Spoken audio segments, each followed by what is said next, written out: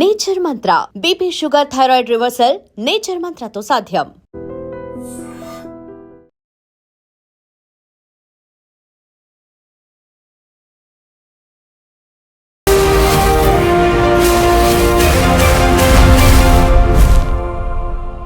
నమస్తే, welcome to I dream social spotlight with Kavitha. White collar terror ecosystem సరికొత్తగా దేశవ్యాప్తంగా ఇది మ్యాసివ్ గా స్ప్రెడ్ చేయడానికి యూనివర్సిటీలు, డాక్టర్లు, విద్యావేత్తలు అందరూ రెడీ అయిపోయారు అనేటువంటి వార్త ఇప్పుడు సంచలనం కలిగిస్తోంది. అందులోనూ కేంద్ర ఇంటెలిజెన్స్ విభాగం పట్టుకున్నటువంటి 4 డాక్టర్లు చెప్తోంది ఏంటి, సైంటిఫిక్ గా ఉండాల్సినటువంటి ఒక విషయాన్ని మారణ హోమం సృష్టించడానికని ఎందుకని వాడుకుంటున్నారు, వెనకాల ఎవరున్నారు, ప్రతిదాని వెనకాల జైషే మహమ్మద్ తో పాటుగా పాకిస్తాన్ కూడా ఉందా. మనతో పాటుగా ఉన్నారు సిబిఐ మాజీ జేడీ లక్ష్మీనారాయణ గారు. సార్ నమస్తే. నమస్తే కవిత. సార్, 4 డాక్టర్లని పట్టుకున్నారు. దాంతో పాటుగా వాళ్ళు వెలుగులోకి తీసుకొచ్చినటువంటి ఒక సంచలనమైనటువంటి విషయాలు, మాస్ గా చంపేయడానికి చూస్తున్నారు, ఆ టెక్నాలజీని ఉపయోగించుకుంటున్నారు, డాక్టర్లు టెర్రరిస్టులుగా మారుతున్నారు. వీటన్నిటిని చూస్తుంటే మనం ఎక్కడున్నాం సార్ అసలు? అంటే మీరు చూస్తే టెక్నాలజీ అన్నది మానవాళి యొక్క అభివృద్ధికి ఉపయోగించవచ్చు, మానవాళి యొక్క వినాశనానికి కూడా ఉపయోగించవచ్చు ఎక్కడ చూసినా కూడా. అదే మీరు ఆల్బర్ట్ ఐన్స్టీన్ గారు చేసిన థియరీ ఆఫ్ రిలేటివిటీని మనము శాంతియుత ప్రయోజనాలకి ఉపయోగించుకోవచ్చు. అదే న్యూక్లియర్ బాంబుని జపాన్ మీద వేసినట్టు విఘాతానికి కూడా మనం ఉపయోగించుకోవచ్చు. అంటే ఈ టెక్నాలజీ వెనకాల మనుషులు ఎవరున్నారన్నది దాని మీద ఆధారపడి ఉంటుంది. టెక్నాలజీని మంచి మనుషులు ఉపయోగిస్తే అది మానవాళి యొక్క ప్రోగ్రెస్ కి, వాళ్ళ యొక్క అభివృద్ధికి ఉపయోగం అవుతుంది. అదే టెక్నాలజీని దుర్మార్గులు, విపరీతమైన ఆలోచనలు ఉన్నవారు వాడితే అది మానవాళి వినాశనానికి ఉపయోగపడుతుందని మనం చూసాం. పురాణాల్లో కూడా రాక్షసుల దగ్గర కూడా శక్తులు ఉండేవి, వాళ్ళు సమాజ విఘాతానికి దాన్ని ఉపయోగించేవాళ్ళు. అదే దేవుళ్ళ దగ్గర శక్తులు ఉండేవి, అవి సమాజ అభివృద్ధికి, మానవాళి యొక్క అభివృద్ధికి ఉపయోగించేవాళ్ళు, ఆ రాక్షసుల్ని చంపడానికి ఉపయోగించేవాళ్ళు. సో సేమ్ పొజిషన్ ఇప్పుడు కూడా మనకు చూస్తున్నాం మనం. ముఖ్యంగా ఢిల్లీలో జరిగిన బ్లాస్ట్ వెనకాల జరిగిన ఇన్వెస్టిగేషన్ లోకి మీరు వెళితే మీరు అన్నట్టు 4 డాక్టర్లు, అందులో ముఖ్యంగా మనం 4 డాక్టర్లు, ఇంకొక డాక్టర్, ముఖ్యంగా మీరు మాట్లాడుతున్న డాక్టర్ వచ్చేసి గుజరాత్ లో అరెస్ట్ చేయబడ్డాడు. అతను వచ్చేసి బేసిక్ గా చైనాలో ఎంబీబీఎస్ చేసి, అంటే హైదరాబాద్ కు చెందిన వ్యక్తి.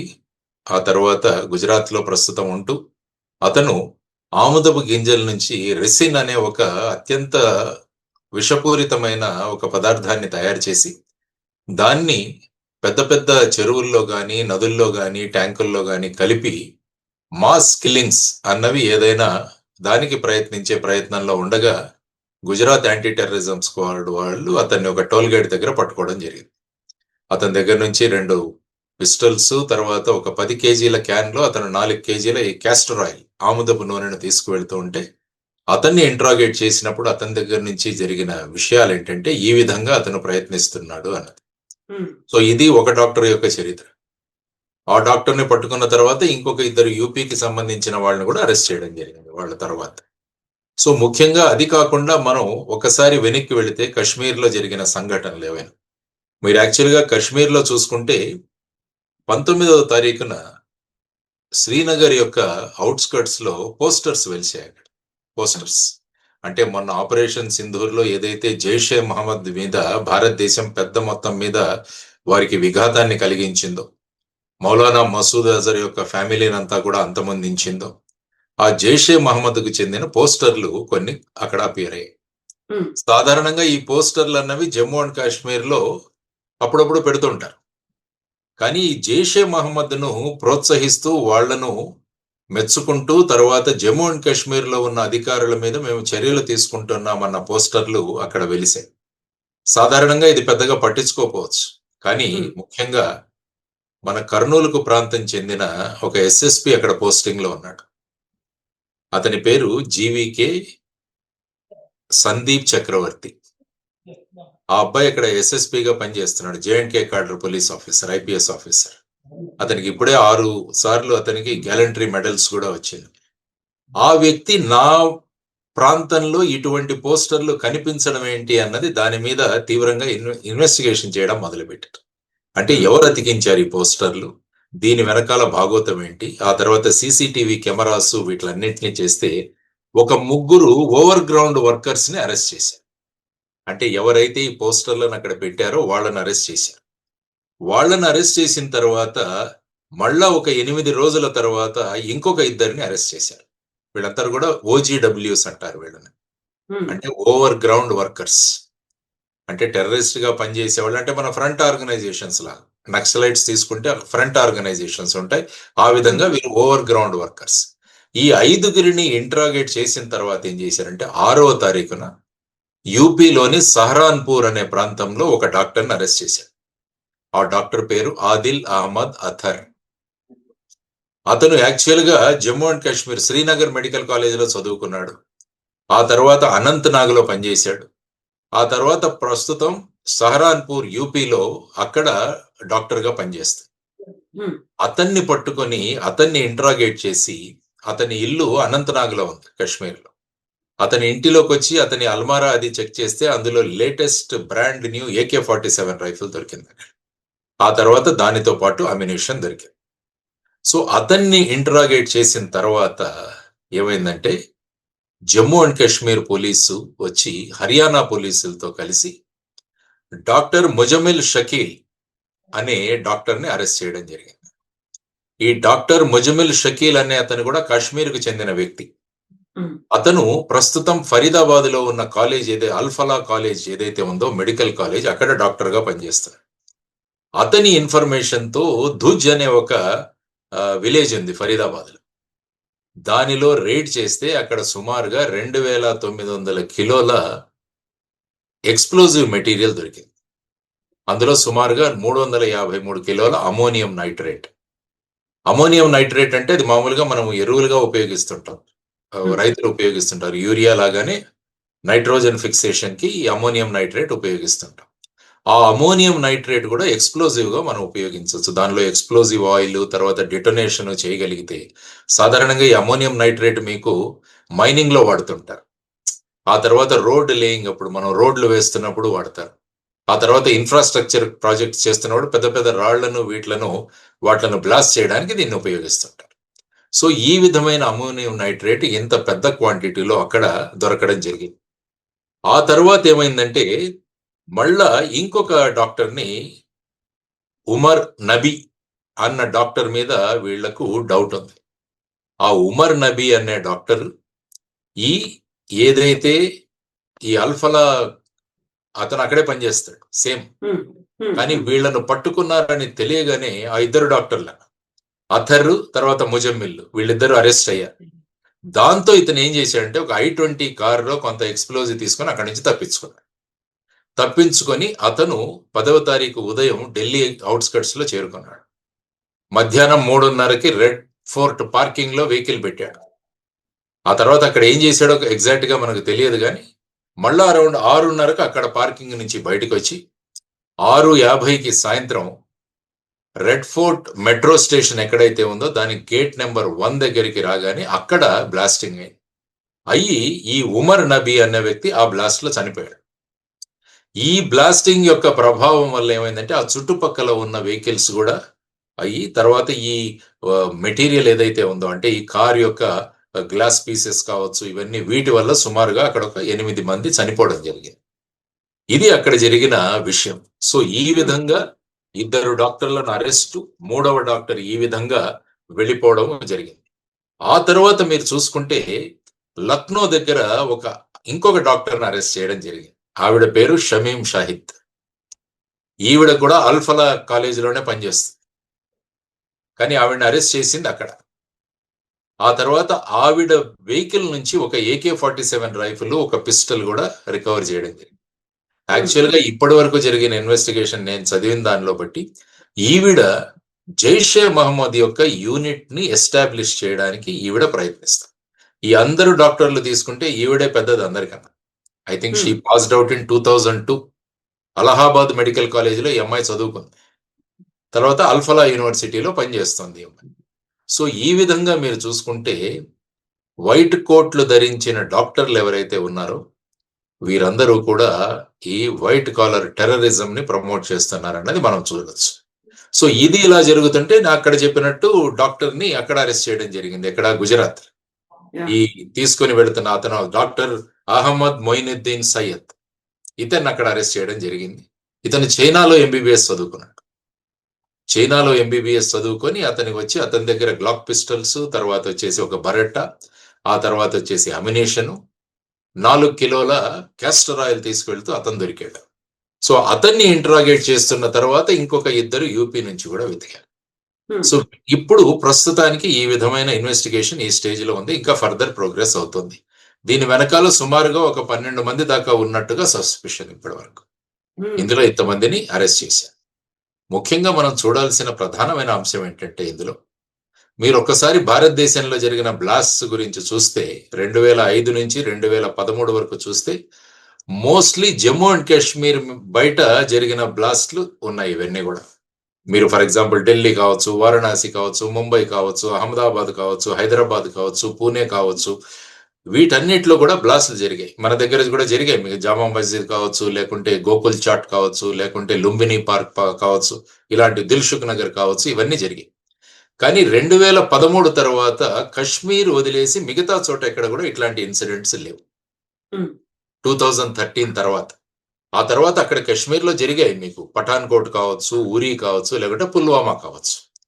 కానీ అవుట్ సైడ్ కశ్మీర్ జరిగిన ఈ మధ్య కాలంలో జరిగిన అంటే 2013 తర్వాత అతి పెద్ద బ్లాస్ట్ ఏదైనా ఉంటే అది ఈ బ్లాస్ట్. మరి ఈ విధంగా జరగడానికి కారణం ఏంటన్నది ప్రధానంగా మనం ఆలోచించాల్సిన విషయం. ఎందుకంటే దీని వెనకాల జైషే మహమ్మద్ ఉందా, లేకుంటే ఐసిస్ ఉందా, లేకుంటే ఆల్ ఖైదా ఫ్రాంచైజీస్ ఏవైనా ఉన్నాయా, ఇవన్నీ కూడా మనం తెలుసుకోవాలి. ఎందుకంటే ఇప్పుడు ముఖ్యంగా వస్తున్న పేరు ఏంటంటే అన్సా గద్వతుల్ హింద్. అంటే ఇది ఒక ఆల్ ఖైదా యొక్క ఫ్రాంచైజీ అన్నట్టుగా కూడా మనకు పేరు వినిపిస్తుంది. బురాన్ వానీ ఎవరైతే కశ్మీర్ లో చంపబడ్డాడో, బురాన్ వానీ చాలా పెద్ద పేరు ఉన్న టెర్రరిస్ట్, అతను లోకల్ బురాన్ వానీ. అతన్ని చంపినప్పుడు కూడా చాలా పెద్ద ఎత్తులో అక్కడ గొడవలు జరిగాయి బురాన్ వానీ కిల్లింగ్ తర్వాత. సో అతను స్థాపించిన ఈ యొక్క సంస్థ యొక్క పని లేకుంటే ఈ షహీన్ నుంచి జైషే మహమ్మద్ అన్నది కొత్త ఎస్టాబ్లిష్మెంట్ పెట్టడానికి ఇక్కడ ప్రయత్నాలు జరుగుతున్నాయా, వీళ్ళు ఏ విధంగా రాడికలైజ్ అవుతున్నారు, వీళ్లకు ఏ విధంగా ఈ విధమైన భావజాలం కానీ ఈ విధమైన మోటివేషన్ కానీ దొరుకుతుంది, ఇవన్నీ కూడా మళ్ళా పెద్ద పెట్టున చర్చకు వచ్చాయి ఈ సందర్భంగా. కానీ యాక్చువల్గా మన కర్నూలు వాసి అయిన చక్రవర్తి గనుక ఆ నిర్ణయం తీసుకోకుంటే, అంటే ఆ పోస్టర్ వెనకాల ఎవరున్నారన్న ఒక క్యూరియాసిటీతో అతను ఇంట్రాగేషన్ గనక చేయకుండా ఉంటే, ఇన్వెస్టిగేషన్ చేయకుండా ఉంటే, ఈ మొత్తం లింకేజ్ ఎక్కడి వరకు వచ్చి ఇంకా ఎంత పెద్ద ప్రమాదం జరిగేదో భారతదేశానికి అన్నది మనం కూడా ఆలోచించాల్సిన అంశం. అందుకనే చిన్న ఇంటెలిజెన్స్ దొరికినా కూడా దాన్ని ముందుకు తీసుకువెళ్లాలన్నది చాలా ముఖ్యం పోలీసులో. Don't leave any stone unturned అంటాం. చిన్న విషయమైనా కూడా దాన్ని పట్టుకొని తీగ లాగితే డొంక కదులుతుంది అంటాం కదా, ఇది. సో పోస్టర్ ని లాగితే ఇంత డొంక కదిలింది. సో యాక్చువల్ గా మనం we should appreciate the security forces అటు. ఎందుకంటే లేకుంటే ఏమయ్యేది, 2900 కిలోల యొక్క అమోనియం నైట్రేట్ తో ఎక్స్ప్లోజన్స్ చేసింటే ఎంతమంది ప్రాణాలు పోయాయి. తర్వాత ఈ డాక్టర్ ని గుజరాత్ లో అరెస్ట్ చేయకుంటే ఆ రిసిన్ అన్న పాయిజన్ తో ఎంత పెద్ద పెట్టున అతను ఏ విధంగా ప్రాణహానికి పాల్పడేవాడు, ఇవన్నీ కూడా చూడాల్సిన అంశాలు. సో దానివల్ల ప్రజలు అప్రమత్తంగా ఉండాలి. ఎవరైనా ఈ విధమైన మూమెంట్స్ కానీ, ఈ విధమైన అనుమానాస్పదంలో తిరుగుతున్న వ్యక్తులు కానీ, ఈ విధమైన రాడికలైజేషన్ భావాలు కలిగిన భావ ప్రకటన కానీ, ఇవన్నీ కూడా ఎక్కడైనా కనిపిస్తే వారి మీద నిఘా ఉంచడం చాలా అవసరం. ఆ సంబంధిత వ్యక్తుల గురించి ఇంటెలిజెన్స్ ఏజెన్సీస్ కి, పోలీసులకి తెలియజేయడం చాలా అవసరం. ఫర్ ఎగ్జాంపుల్ అల్ఫలా యూనివర్సిటీ తీసుకుంటే ఈ విధమైన వాళ్ళ చర్యలు అన్నవి తెలుస్తూనే ఉంటాయి. సో దాన్ని మనం పోలీసులకు ఇన్ఫర్మేషన్ ఇవ్వాలి, ఇంటెలిజెన్స్ యూనిట్స్ కి ఇన్ఫర్మేషన్ ఇవ్వాలన్నది చాలా ముఖ్యం. చాలా మంది మనకెందుకులే అనుకుని వదిలేస్తారు. కానీ చూడండి, ఆ విధంగా మనం అప్రమత్తంగా ఉండాల్సిన అవసరం చాలా ఉంది. అందుకనే ప్రధాని నరేంద్ర మోడీ గారు కూడా అన్నారు, దీని వెనకాల ఎవరైతే ఉన్నారో వాళ్ళందరినీ కూడా will bring them to justice అన్నారు. సాధారణంగా ఆయన ఇంగ్లీష్ లో మాట్లాడారంటే ఏదో ఒక పెద్ద యాక్షన్ జరుగుతున్నట్టు. మీరు అక్కడ చూసినా కూడా ముందు ఆపరేషన్ సింధూర్ కు ముందు కూడా ఆయన మాట్లాడారు. ఆ తర్వాత మళ్ళా నిన్న కూడా భూటాన్ లో ఆయన థింపోలో ఉండి అక్కడ మాట్లాడారు. Will definitely bring all the conspirator to justice. ఆ తర్వాత అమిత్ షా గారు అక్కడికి వెళ్ళి స్పాట్ వెరిఫికేషన్ చేయడము, తర్వాత లోక్ నాయక్ జయప్రకాష్ నారాయణ హాస్పిటల్లో ఉన్న క్షతగాత్రుల్ని సందర్శించడము, తర్వాత ఈ ఇంటెలిజెన్స్ ఏజెన్సీస్, తర్వాత పోలీస్ ఏజెన్సీస్ అందరితో డిస్కషన్స్ జరపడము, యాక్షన్ ప్లాన్ త్వరగా ఇవ్వండి, రిపోర్ట్స్ త్వరగా ఇవ్వండి అని కూడా ఆయన ఈరోజు అన్ని సంస్థలను ఆదేశించడం జరిగింది. సో ఏదో ఒకటి ఇది జరుగుతుంది. ఎందుకంటే పాకిస్తాన్ డెఫినెట్ గా వాళ్ళ మీద జరిగిన దాడులకి ఏదో ఒకటి చేసే ప్రయత్నం చేస్తారు. ఎందుకంటే ఆపరేషన్ సింధూర్ లో వాళ్ళ మీద మనం చేసిన జైషే మహమ్మద్ మౌలానా మసూద్ అజర్ కుటుంబ సభ్యులు కావచ్చు, వాళ్ళ స్ట్రాటజిక్ లొకేషన్స్ కావచ్చు, వాళ్ళ ప్లేన్స్ కావచ్చు, చాలా పెద్ద పెట్టున వాళ్ళకి నష్టం జరిగింది. సో దానితో ఏ విధంగా అయినా మళ్ళా భారతదేశానికి ఏదో ఒకటి చెయ్యాలి అన్న వాళ్ళ సంకల్పానికితోనే ఈ విధమైన ఈ స్లీపర్ సెల్స్ అంటాం వీటిని, ఈ స్లీపర్ సెల్స్ మళ్ళా యాక్టివేట్ అవుతున్నాయి. దానికి ఒక ఉదాహరణ ఈ డాక్టర్ల స్లీపర్ సెల్ ఏదైతే ఉందో వాళ్ళు యాక్టివేట్ అవ్వడం. So we have to be extremely careful అన్నది నా ఇనిషియల్ దీంట్లో అనాలిసిస్ లో మీకు చెబుతాను. సార్, ఇప్పుడు పహల్గామ్ లో కూడా అక్కడ జరిగిన అటాక్ కూడా వాళ్ళ పేరు అడిగారు, మతం అడిగారు, ఆ తర్వాతే కాల్చి చంపారు అనేది. ఇప్పుడు కూడా పట్టుకున్నటువంటి ఈ డాక్టర్ రెసిన్ ని తయారు చేస్తున్నాడు. ఆయన కూడా టెంపుల్స్ లో కూడా దాన్ని స్ప్రెడ్ చేయాలి, తీర్థరూపంలో ఇవ్వాలి అనేటువంటి ప్లాన్ ఉంది. అంటే కేవలం ఒక మతాన్ని టార్గెట్ చేసుకుంటున్నారు. ఒక ఇండియన్స్ నో లేకపోతే ఇక్కడ ఉన్నటువంటి లోకల్ గా ఉండేటువంటి పబ్లిక్ నో వాళ్ళని కాదు, టార్గెటెడ్ గా అటాక్స్ చేయాలి అనేటువంటి ఒక భావన ఉంది అనేది ఉంది సార్. అంటే ఏమవుతుందంటే ఈ విధంగా మొత్తం ప్రపంచంలోని ఉగ్రవాదం తీసుకున్నా కూడా అందులో అంతా కూడా బేసిక్ గా ఎవరి డామినేషన్ ఉండాలి సమాజంలో అన్నది ముఖ్యంగా మీరు చూసుకోండి. సో అందులో ప్రధానంగా పాకిస్తాన్ అన్నది మనకు ఎప్పటి నుంచో 1947 నుంచి కూడా ఈ విధమైన భావజాలం. ఎందుకంటే కశ్మీర్ మా భూభాగం అంటూ వాళ్ళు అంటుంటారు. ఎందుకంటే కశ్మీర్ విషయాన్ని యునైటెడ్ నేషన్స్ లో కూడా అనేక సార్లు వాళ్ళు లేవనెత్తుతూ ఉంటారు. సో ఆ విధంగా పాక్ ఆక్యుపైడ్ కశ్మీరు, వాళ్ళు ఆజాద్ కశ్మీర్ అంటారు, ఇవన్నీ కూడా వాళ్ళు మాట్లాడుతుంటారు. తర్వాత ఏంటంటే పాకిస్తాన్ యొక్క ఆర్థిక స్థితి చాలా అధ్వానంగా ఉంది. సో అక్కడి ప్రజలను వాళ్ళ వైపున ఉంచుకోవాలంటే భారతదేశం మీద ఏదైనా చేస్తే అక్కడ ప్రజలు మాతో ఉంటారు అన్నది వాళ్ళ అభిప్రాయం. అందువల్ల వాళ్ళు గవర్నెన్స్ లోను అడ్మినిస్ట్రేషన్ లోను ఫెయిల్ అవుతున్నప్పుడు ఎప్పుడు కూడా భారతదేశం మీద ఈ విధమైన అటాక్స్ చేసి అక్కడ ప్రజల యొక్క సపోర్ట్ ను తీసుకోవడానికి వాళ్ళు ప్రయత్నిస్తుంటారు. కానీ మనం చూసాం పాక్ ఆక్యుపైడ్ కాశ్మీర్ లో కూడా విపరీతంగా ప్రజలు గవర్నమెంట్ కి అగేన్స్ట్ గా ఉన్నారు. బలూచిస్తాన్ లో తీసుకుంటే మీకు అదే పరిస్థితి. తర్వాత వచ్చేసి ప్రస్తుతం ఆఫ్ఘనిస్తాన్ పాకిస్తాన్ బార్డర్ లో కూడా చాలా గొడవలు జరుగుతున్నాయి. అక్కడ ఉన్న తాలిబాన్ కి తర్వాత వచ్చేసి పాకిస్తాన్ ఫోర్సెస్ కూడా అటాక్స్ జరుగుతున్నాయి. సైబర్ పఖ్తూనిస్తాన్ కూడా అక్కడ కూడా గొడవలు జరుగుతున్నాయి. సో ఖైబర్ పఖ్తూనిస్తాన్ ఇక్కడ కూడా ఈ విధంగా జరుగుతుంది. కాబట్టి పాకిస్తాన్ ఏంటంటే నలుదిక్కుల వాళ్ళ వ్యతిరేకతను వాళ్ళు చూస్తున్నారు. సో ఇటువంటి సమయంలో భారతదేశానికి ఏదైనా చేయాలి అన్నది ఒకటైతే, కొంతమంది అంటే అందరినీ మనం ఎప్పుడు కూడా మనం దోషం చేయకూడదు. కొంతమంది ఈ విధంగా అంతకుముందు చూస్తే మీకు ఐసిస్ లో జాయిన్ అవ్వాలని చెప్పి చాలా మంది సిరియాకు వెళ్ళిపోయారు. అప్పుడు మీరు చూశారు మహారాష్ట్రలో కళ్యాణ్ నుంచి 3 ఇంజనీర్లు వెళ్ళిపోయారు. అక్కడి నుంచి చాలా మంది వెళ్ళి ఐసిస్ లో వెళ్ళి జాయిన్ అయ్యారు. అప్పుడు కూడా మనం చూసాం. సో ఆ విధంగా ఒక రకమైన బ్రెయిన్ వాషింగ్ అంటాం దీన్నే భాషలో రాడికలైజేషన్ అంటాం. రాడికలైజేషన్ అన్నది చాలా ప్రాంతాల్లో జరుగుతుంటుంది. సో ఈ రాడికలైజేషన్ ని మనం ఆపగలగాలి. ఎందుకంటే ఈ విధంగా హైలీ సోఫిస్టికేటెడ్ పీపుల్, అంటే ఇప్పుడు ముఖ్యంగా దీని గురించి మాట్లాడాలంటే ఇంతవరకు చాలా మంది టెర్రరిస్ట్ కి వెళ్ళిన వాళ్ళు ఇంజనీరింగ్ బ్యాక్గ్రౌండ్ ఉన్న వాళ్ళు వెళ్ళారు చాలా మంది. ఫస్ట్ టైం డాక్టర్స్ ఇంతమంది కలిసి ఈ విధంగా చేయడం అన్నది నిజంగా అందరినీ ఆశ్చర్యచకితులను చేసింది. అంటే వైట్ కోట్లు వేసుకోవాల్సిన వాళ్ళు ఈ విధంగా వైట్ కోట్ టెర్రరిజాన్ని ఈ విధంగా ప్రమోట్ చేయడం, వైట్ కాలర్ టెర్రరిజాన్ని ప్రమోట్ చేయడం అన్నది చాలా దురదృష్టకరం, చాలా ప్రమాదకరం కూడా. ఎందుకంటే వీళ్ళంతా కూడా హైలీ ఇంటెలెక్చువల్ పీపుల్ అనుకుంటుంటాం. కానీ ఇంటెలెక్చువల్ పీపుల్ ని ఎప్పుడైతే రాడికలైజ్ చేశామో దాని ప్రభావం ఇంకా ఎక్కువ ఉంటుంది. ఎందుకంటే వీళ్ళు టెక్నాలజీ ఎక్కువ ఉంటుంది వీళ్ళ దగ్గర, వీళ్ళకి తెలిసిన విషయాలను, ఫర్ ఎగ్జాంపుల్ ఆముదాన్ నుంచి ఈ విధంగా రెసిన్ తయారు చేసి దాన్ని చేయాలన్న ఒక దుష్ట సంకల్పన ఏ విధంగా డాక్టర్కి వచ్చిందో ఒకసారి ఆలోచించండి.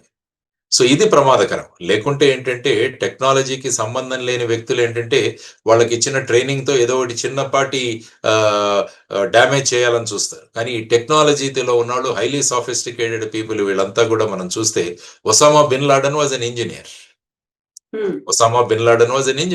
సో అందువల్ల ఆ టెక్నాలజీని ఉపయోగించి ప్లేన్లను హైజాక్ చేసి వెళ్ళి ట్విన్ టవర్స్ ను కొట్టాలన్న ఐడియా ఎలా వచ్చింది చూడండి, because of his technical knowledge. So ఆ విధంగా అల్ఖైదా సెకండ్ జర్వార్ అని ఉండేవాడు, ఆయన డాక్టర్. సో ఈ విధంగా highly technical people, highly intellectual people ఈ విధంగా చేయడం అన్నది చాలా ప్రమాదకరం. సో దాన్ని మనం కనిపెట్టాలి, అందరూ కూడా దీన్ని ఎక్కడో చోట ఆపగలగాలన్నది మనం ఆలోచించాలి. స్లీపర్ సెల్స్ అంటే ఇప్పటిదాకా చూసుకున్నది ఒక పూర్ బ్యాక్గ్రౌండ్ ఉంటుంది, లేకపోతే చదువుకున్న వాళ్ళు కాదు అనేది, ఎక్కడో విలేజ్ నుంచి వస్తారు అనుకుంటే వెల్ ఎడ్యుకేటెడ్ మన పక్కనే ఉన్నారు, అది కూడా యూనివర్సిటీ వేదికగా ఉన్నారు, ఆ యూనివర్సిటీకి చెందినటువంటి 5 డాక్టర్లు ఉన్నారు అంటే ప్రతి ఒక్కరిని ఇప్పుడు అనుమానించాల్సినటువంటి పరిస్థితి వచ్చింది. మనం సేఫ్ గా ఉన్నామంటే మన చుట్టుపక్కల ఎవరున్నారు కూడా అర్థం కాని పరిస్థితిలో ఉన్నాం. ఎంత అలర్ట్ గా ఉన్నప్పటికీ, క్లూస్ టీమ్ కావచ్చు, లేకుంటే ఇంటెలిజెన్స్ ఎంత ఉన్నప్పటికీ మనంతటా మనం ఎలా అవేర్నెస్ తో ఉండాలంటారు సార్? అదే నేను చెప్పాను కదా, బేసిక్ గా ఏంటంటే ఫస్ట్ వన్ ఈజ్ రాడికలైజేషన్ నుంచి ఆఫ్ చేయడం. ఎక్కడైతే ఈ రాడికలైజేషన్ జరుగుతుందో దాన్ని మనం నిఘా పెట్టి వాటిని ఆపడం చాలా అవసరం. ఫర్ ఎగ్జాంపుల్ మీరు చూస్తే 2006వ సంవత్సరంలో యాంటీ టెర్రరిజం స్క్వాడ్ లో పనిచేస్తున్నప్పుడు ఎల్లోరా దగ్గర ఇలాగే చాలా మందిని పట్టుకోవడం జరిగింది. అందరూ సుమారుగా 16 AK-47లు, RDX ఇవన్నీ కూడా సీజ్ చేశాం. అక్కడ చూస్తే అక్కడ పనిచేస్తున్న వాళ్ళందరూ కూడా చిన్న చిన్న ఎలక్ట్రీషియన్స్, లేకుంటే చిన్న మేస్త్రి పని చేసేవాళ్ళు, తాపీ పని చేసేవాళ్ళు, చిన్న చిన్న పళ్ళ దుకాణంలో పనిచేసేవాళ్ళు, ఫ్రూట్ వెండర్స్ వీరుండేవాళ్ళు బేసిక్. కానీ ప్రస్తుతం మీరు అన్నట్టు ఇప్పుడు చూస్తే వీళ్ళు హైలీ సాఫిస్టికేటెడ్ పీపుల్. అంటే మంచి మంచి మెరిట్ లో వచ్చి గవర్నమెంట్ మెడికల్ కాలేజీలో చదువుకుంటున్న డాక్టర్స్ వీళ్ళు. అలహాబాద్ మెడికల్ కాలేజీలో చదువుకున్నవాడు, ఇంకొక వ్యక్తి చైనాకు వెళ్ళి చదువుకున్నాడు.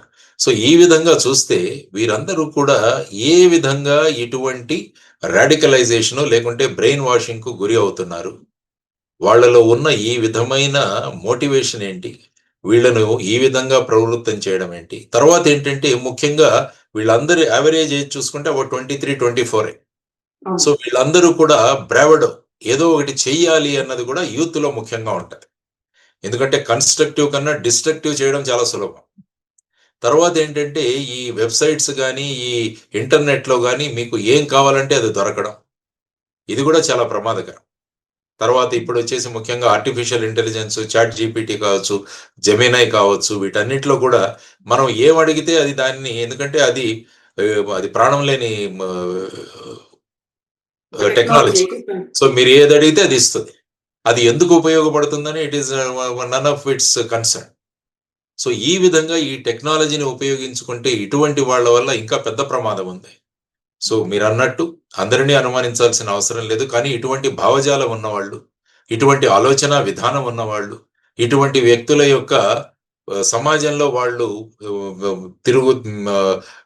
మసలుతున్న విధానం, వాళ్ళు మాట్లాడే విధానం, వీటన్నిటి మీద అందరూ కూడా జాగ్రత్తగా గురి పెట్టాల్సిన అవసరం ఉంది. ఇటువంటి ప్రవృత్తి గల వాళ్ళు ఎక్కడైనా కనిపిస్తే నేను ఇంతకు ముందు చెప్పినట్టు పోలీసులకు కానీ ఇంటెలిజెన్స్ ఏజెన్సీస్ కానీ వెంటనే ఇన్ఫార్మ్ చేయడం అనేది చాలా అవసరం. రద్దీగా ఉన్న ప్రదేశాల్లో కూడా చాలా జాగ్రత్తగా ఉండాల్సిన అవసరం ఉంది. అందుకని ఇప్పుడు రైల్వే స్టేషన్లు, ఎయిర్పోర్ట్స్ వీటన్నిటి కూడా చెకింగ్స్ అవన్నీ కూడా చాలా ఇదిగా జరుగుతున్నాయి. సాధారణంగా ఏంటంటే ఒక ఇన్సిడెంట్ జరిగిన తర్వాత కొన్ని రోజులు జరుగుతాయి, తర్వాత మళ్ళా మామూలుగా యథాస్థితికి వచ్చేస్తాం మనం. కానీ ఇటువంటి స్లీపర్ సెల్ కి వాళ్లకు స్లీప్ లేకుండా చేయాలంటే మనమందరూ స్లీప్లెస్ గా మనం ఉండాలి. సో స్లీపర్ సెల్స్ ని వాళ్ళు పడుకున్న వాళ్ళని మనం పడుకొనిస్తే వాళ్ళు ఎప్పుడో ఒకప్పుడు మేల్కొంటారు. కాబట్టి మనం మెలకువగా ఉండి ఈ స్లీపర్ సెల్స్ ని ఎక్స్పోజ్ చేయాల్సిన అవసరం చాలా ఉంది. ఇది నేను అనుకోవడం. Thank you so much, sir. Thank you, sir. And for more videos, please subscribe to iDream. Please subscribe to iDream. Please subscribe iDream. And please subscribe to iDream. For more videos, subscribe to iDream. please like, share and subscribe to the channel. Congratulations, iDream. Subscribe to iDream. Subscribe to iDream. So subscribe to iDream Media. iDream ki iDream team andarki huge congratulations. Please subscribe iDream Media. Please subscribe to iDream. Subscribe iDream. Please subscribe to iDream. I dream అంటే నా కళల ఛానల్ను subscribe చేసుకున్న నోరు తిరుగుతలేదు. మీరైతే గంట గుర్తు కొట్టరు. For more such videos, please subscribe to iDream.